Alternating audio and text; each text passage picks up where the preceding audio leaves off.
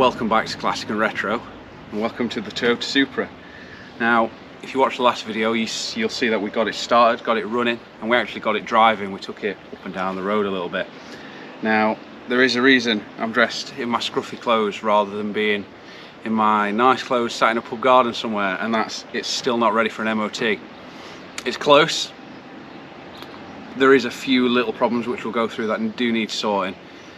Things that will stop it from running and driving reliably and stop it from passing an MOT, but it's close. So we're going to try and get it done today and get it out for an MOT ASAP. So if you haven't already, please consider subscribing. It does help the channel out. Check out some of the previous videos on the Supra. It's a bit unloved, but we love it to bits.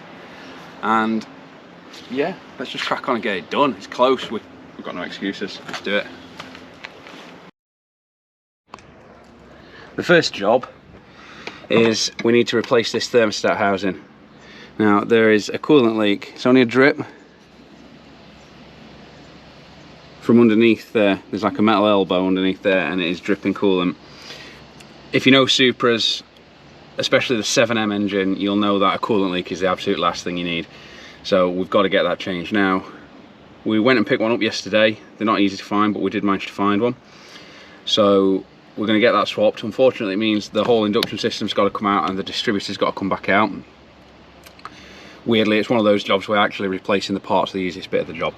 So it's not too bad. We'll have this all stripped off in 10 minutes or so. So we'll get that done, get the thermostat housing off, and that'll be one of the main jobs that's stopping us using it done. So let's go.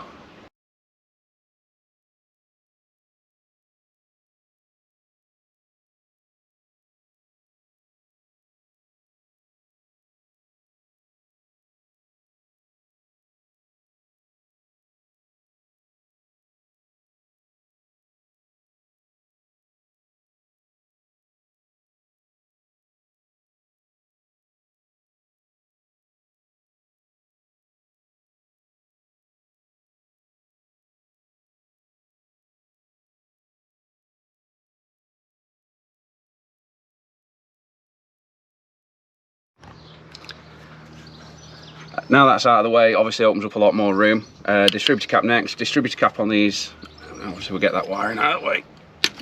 Distributor cap on these is held on by 3 screws, or I think they're like 8 mils. Oh, they're nice and tight. They weren't coming off, were they?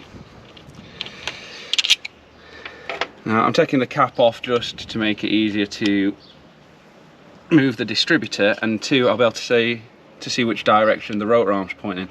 Because we've got to take the distributor off, obviously we'll run the risk of losing the timing.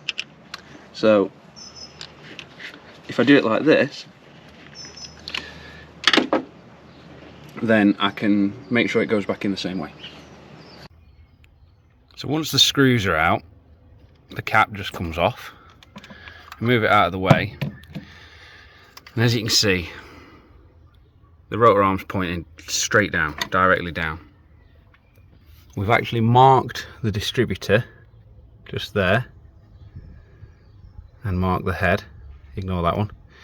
So what we have to do now is undo the 12mm bolt, holding it on, and then withdraw the distributor. Crack that. That probably didn't need to be quite that tight, because all it's doing is nipping the distributor.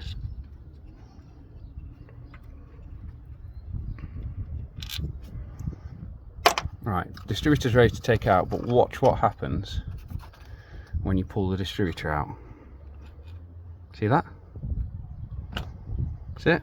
So as you pull it out, it's got a worm gear on the end, and so it moves. Now if you put the distributor back in with the rotor arm pointing down, as you put it in, it'll turn and your timing will be massively out. So when we put it back in, we know we need to put the rotor arm in at say 5 o'clock, and as we put it back in, it'll clock itself to 6. Then we line that groove up we've made there, and you know you're not going to lose your timing.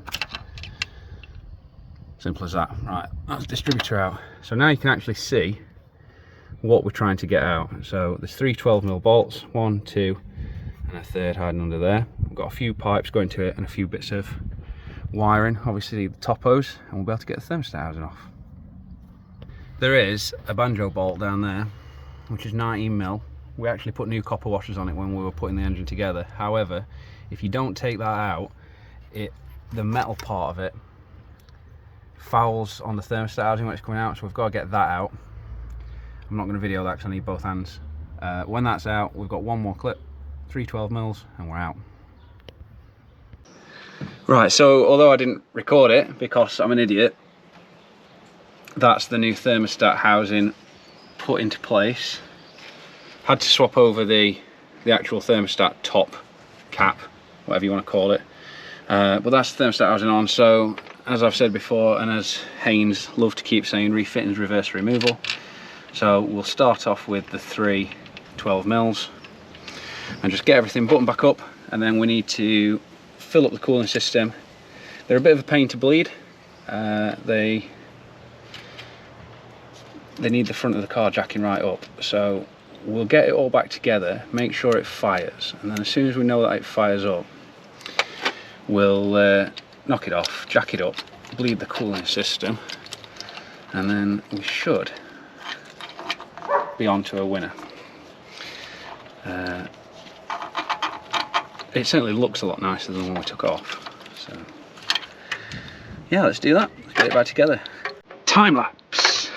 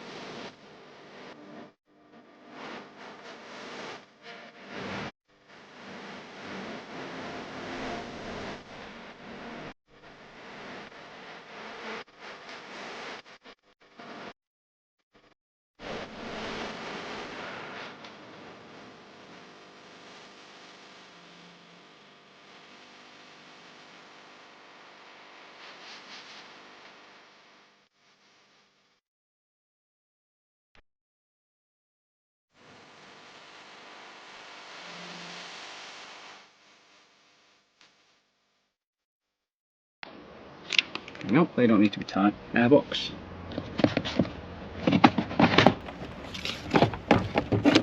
Airbox just wriggles in there.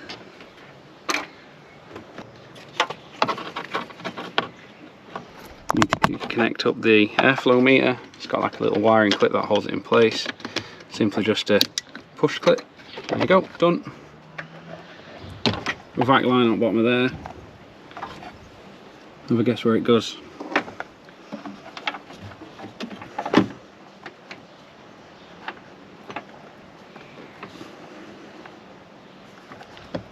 Now, I'm not tightening anything up until it's all back together, because otherwise you tighten one bit up and then it's very difficult to get the next bit in. If you leave it all loose like so, you have plenty of wiggle room to get everything lined up where it naturally wants to fit, just like that. So then you don't have any interference issues, you don't risk cracking an induction pipe, and you can literally just tighten everything up when it's sitting where it wants to sit.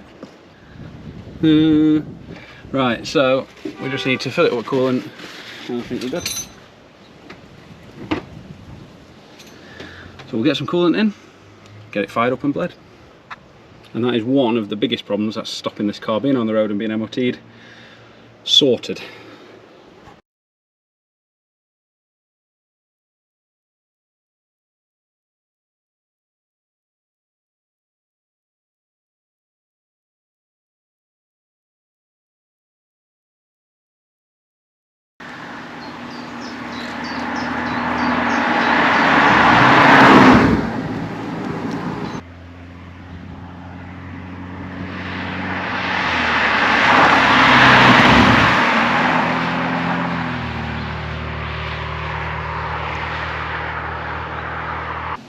As you can see, the Supra is now back on the road. As you saw in the video, it went for its MOT, passed the MOT. There was a couple of little things we needed to do that I didn't video, things like getting the fog light working, and I feel like there was something else, but I can't remember what it was. But doing the thermostat housing and getting the exhaust sorted and doing the gearbox filter were the main three that were stopping us from using it. When we set off today, it did have a front number plate. It's actually on a private reg now, which means a lot to Mel, but yeah, we have got another new number plate coming. It did have one on when we set off. We don't drive around with no number plate. And as you can see from the video as well, we've done some cool drives out. I think we're about 185 miles in now of running in, and to be fair, the car's run absolutely faultlessly. We've kept an eye on all the levels, kept an eye on all the fluids, pressures, temps, everything, and it's been absolutely bang on. It's not at all like the SD1. You might be able to see there's no spoiler on. We're doing a little bit of a modification on the spoiler, something Mel wanted to do to her previous Supras but never got around to. And there is still, as you'll be able to see, things that want doing, things that need doing, but the main thing is that it's back on the road. We can use it, we can enjoy it, and we've done it with 2 weeks to spare, I think. I've mentioned in a previous video that we wanted to get this car done in order to go to a show. That show is Wonderland Classic Car Show, held at Ferry Farm Park, and that'll be, yeah, 2 weeks pretty much today. We used to go to that show in a Supra and an SD1 back when me and Mel first met, so we kind of wanted the Supra and the SD1 back on the road to get to that show. So there will be more videos coming on the Supra because we've got big plans for the SD1, so this will probably be taking over the daily driver duties. So when we do the daily driver diaries, it'll be this car that you see, and you'll see gradual improvements on this car, and the bigger updates will switch to the SD1, which will become more of a running project for now, but then an actual big project later. So yeah, if you've enjoyed this video, click like, click subscribe, comment down below what you think of the Supra. It's a bit unloved on channel and I don't really know why. We love it to bits. It certainly turns heads on the road. The amount of people smiling and waving at it, it's crazy. So yeah, you'll see a lot more of this one coming up. Thanks for watching. See you soon.